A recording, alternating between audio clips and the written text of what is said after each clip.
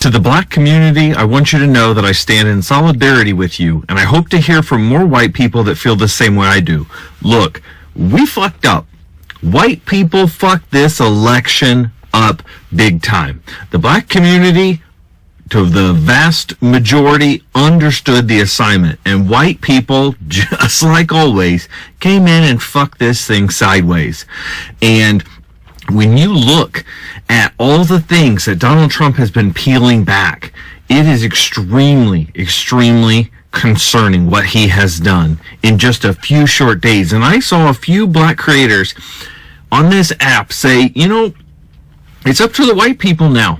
Like, white people are the ones who, we're not going to be affected by Donald Trump stuff. He's going to work to make our lives better at the expense of making everybody else's life worse. And I hope there are enough white people out there that feel like me that that is not acceptable. That is not acceptable. We have to say something. We have to do something. We have to use our voices in a positive way to combat Donald Trump and all of his draconian policies that are going to send us back into the Stone Age. He is going to get rid and demote every single race. The black community knew this. The black community has always known this. But so many white people didn't want to listen. And now here we are. So if you voted for Donald Trump as a white person, or you didn't vote at all, shame on you. Everything that you are going to see, everybody's life who is affected negatively by this presidency, everybody who is going to lose rights that they have had for decades and decades and decades are now being stripped away, can be denied employment, rolling back DEI, all these things. Shame on white people. I voted for Kamala Harris. I've been speaking out for 6 months on this platform, and I'm going to continue to do that against Donald Trump for the next 4 years. But I'm sorry. I don't know what else to say. I'm sorry. We fucked up. So, to the black community, I am with you, and I hope there are enough people out there like me that are willing to stand by your side and work to move forward. There's a group of people out here that can literally change the world, but they have every right to not to want to. And that is the black community. Because they do have more power than the white people. If they were to find their power and took leadership, they would make some positive changes. But because our world is so racist and so masculine, and there's no femininity in that area as well, that's why we are living the bullshit life we were living. And they have every right to watch the show and not do a thing, because they told us, we ignored them. I want to give all the praises and the honor to Yahweh, and now the whites Yahweh are the ones Hashem, that are Hakwadash, fucking around and finding out. and double honors to the elder apostles and the elder bishops of Great Millstone. Honors as well to you brethren, you fellow believers of this truth, and shalom to the elect. So anyway, I saw this video. Well, let me say first and foremost, we don't look at a guy's skin color and say he's particularly an Edomite. He probably kind of looks like one, may even have the spirit of one, but you just don't know. But I'm saying for the sake of the video, Edomites in general, right? They are now, what we see in this situation, after all the murder, the pain, and the subjugation of trauma to a people, a nation, now we got to stand in solidarity, And solidarity to what? An oppressive government? Because the vote didn't come out to your favor? And then he says, for us white people, it's not going to affect us like it's affecting black people. So I got to question that. Since when is anybody ever is so concerned about so-called black people? Could it be possible that it is going to affect them too? This economy is going to affect everybody. But let's always get the blacks involved. to fight, right? This is what the Palestinians did. The Palestinians jumped in. You blacks, you understand what happened too. Although our people amongst the Palestinians, right? But all these nations had their hands in our captivity. All of them. Jeremiah 30:16, it says, all they devour thee shall be devoured, and all thine adversaries, every one of them, shall go into captivity. I'm just quoting. And that's what Jeremiah 30:16 says. You know, you did all the heinous, wretched acts on the earth. You destroyed the sea, the land, right? The water, the animals, the families, nations of people. Right? Let me see here, Salakia. I'm getting ready to type in something. Scripture that came to mind. Let me go to Job. Sometimes you do the videos. I always come up with different as I'm speaking on stuff. Let's go to Job 34. One of my favorite scriptures here. 34:29. It says, when thou givest quietness, who then can make trouble? So when we at peace, who can make trouble? When we at peace. And when he hideth his face, who then can behold him? Meaning, when he turn his back on us, how can we come back to him? Whether it be done against a nation or against a man only. So the Lord punishes you by nations. And us as the children of Israel, we were punished as a nation. Deuteronomy 30:7. And the Lord thy God will put all these curses upon thine enemies, and on them that hate thee, which persecuted thee. So all these nations are starting to feel the pinch. And then what they'll start doing is crying out the blacks. And he said, the second guy said, blacks got the power to make changes. Again, this is all carnal mindset, because there's only one who has the power to make changes. As I'll quote 1 Samuel 2:7 or 2:8, the Lord bringeth down and he bringeth up. Right? He killeth and maketh alive. He bringeth down to the ground, lifteth up. He set up princes that lift them up amongst dunghills. And that's what he did to Esau, and set him up in power. Right? This is why, according to biblical, I'm giving a biblical understanding of this. Romans 13:1. It says, let every soul be subject unto the higher powers, right? For there is no power but of God. Okay, the powers that be are ordained by God. This is why we go to Ephesians 6:7. We wrestle not against flesh and blood, but against principalities, rulers of darkness in high places. So all this stuff is set up by the Heavenly Father for the purpose of what he wants. Now we know it says, whosoever therefore resisteth the power, resisteth the ordinance of God. This doesn't mean we're supposed to go vote. That's what they'll say. See, you're resisting the order that's set up. There is no complete order to go vote. You don't have to. That's your right. And that's your God-given right, as they say. Right? But trying to fight against a system that the Lord set up. This is what I had a conversation with a couple of those black rebels, and that's their mindset, right? To fight against the system, to take back the system, but it ain't going to happen without the Lord, right? You can hang that up. Not happening. Let's go to Proverbs 11:21. I'll try to make this quick.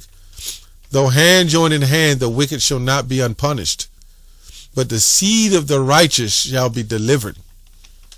Right? This also goes to Romans, what we were just in, Romans. Let me go to Romans 11. The seed of the righteous shall be delivered. Romans 11 and, well, we could say 26. For, no, let me go up here. 7. It says, what then? Israel have not obtained that which he seeketh for, but the election have obtained it, and the rest were blinded. Right? So it's all about the elect who will attain this, obtain this truth. Okay, but the rest are blinded. Let me go back here in Romans. I think I'm Romans. According as is written, God have given them a spirit of slumber, right? Eyes that they should not see and ears that they should not hear unto this day. So a lot of people are set for destruction. Of course, this man is not given a biblical understanding of what he's saying, but that's why I said I was going to do a video on it to give more of a biblical understanding, right? Oh, let's get another one. We stand in solidarity, right? We're going to look up solidarity if I can remember. Lord's will. Let's go to the book of Job 20. All of Job 20 is good. Job 20 and 20, right? Surely he shall not feel quietness in his belly. He shall not save that which he desire. Right? There shall none of his meat be left, therefore shall no man look upon his goods.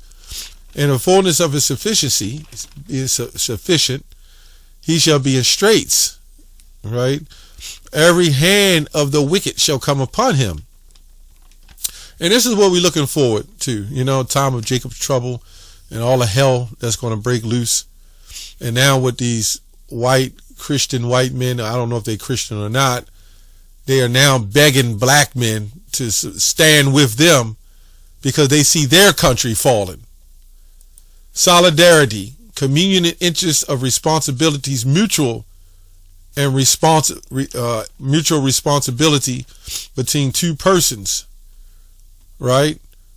Quality and community of being perfectly united on some questions. So, when you go to work, you have a form of solidarity, finding out, you and reason together, right? You're linked together on your job.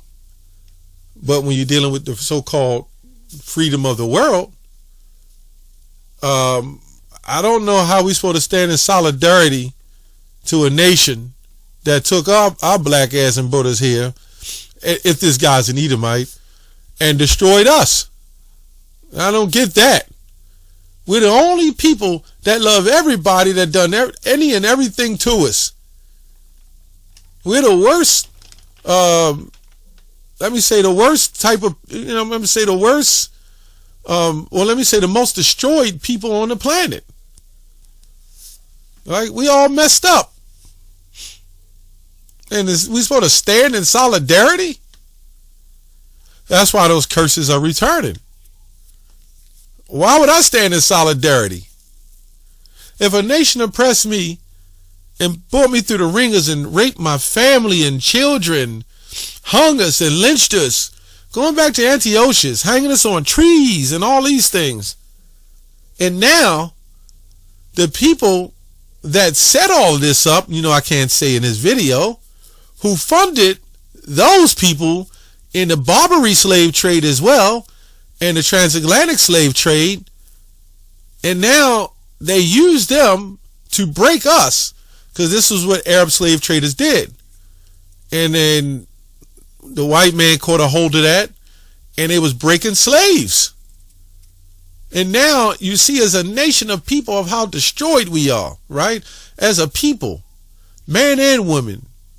The men is all messed up, the women sleeping around, feminism, independence. They believe in whatever they want to believe in, which proves Deuteronomy 28:64 says, thou shalt serve other gods. This proves to make sense. But now, you want to stand in solidarity. Joel 3. Anyway, for behold, in those days, which is coming, and in that time when I shall bring again the captivity of Judah and Jerusalem, right? I will gather all nations and bring them down in the valley of Jehovah's judgment, Jehoshaphat, and will plead with them there, not meaning plead like he's going to get on his knees and beg with them, execute, vengeance. He will plead with them there for my people and for my heritage, Israel, whom they have scattered amongst the nations and parted my land. And they have cast lots for my people, slavery, and given a boy for an harlot. This is the key. On a high level, who did this happen to? And sold a girl for wine that they might drink. And then you'll have the people say, oh, the Deuteronomy 28 was, all the prophecies was fulfilled. But you got a people coming over on slave ships, raped, laying in their own feces while their wives are being raped on the next upper decks, right? Dying from all kinds of bacterium and diseases on the passage all the way over here, I believe a year and a half. And this isn't biblical? This is why nobody believes you Christians, man. This is all sick. The prophecies was fulfilled, 70 AD. Of course, them scholars in the 1800s in the Benson and the Gill's commentary, you know what they did. They wrote that in 1817, 1815. How convenient, right after the Roman Catholic Reformation. Or maybe that was another one. Salaki, I'm a little screwed up on that. But you had the Reformationists, 1600s, 1500s, and right after the Bible Destruction Group, the 1800s. And, you know, they were still, it wasn't just, okay, we're going to destroy the Bible. That took time to come back into play when it came back. And then universalism was also an issue. So, come on, man. You can't get away with that. Anyway, verse 5, because ye have taken my silver and my gold, and have carried them into your goodly temples, your temples, my goodly pleasant things, the children also of Judah and the children of Jerusalem, ye have sold to the Grecians, that ye may remove them far from their border. Behold, I will raise them out of the place whither ye have sold them, and will return your recompense upon your own head. And I will sell your sons and your daughters into the hands of the children of Judah, and they shall sell them to the Sabians and to the people far off, for the Lord has spoken it. Right? So the Israelites is going to sell what you did to us. We're going to sell your sons and your daughters to the other Israelites, and whatever we want to do. Whatever we want to do. In righteousness. Okay? Whatever we want to do, and you Edomites. And just like you Edomites had other nations under you to oppress us, guess what? We're going to have other nations under us to oppress you. So you see here it says, the children of Judah shall sell them to the Sabians, to a people far off, and the Lord have spoken it to the other Israelites as well. You're gonna have to pay for all the things that you've done to us, man. Anyway, hope this lesson was edifying. That's all I have on that. Shalom.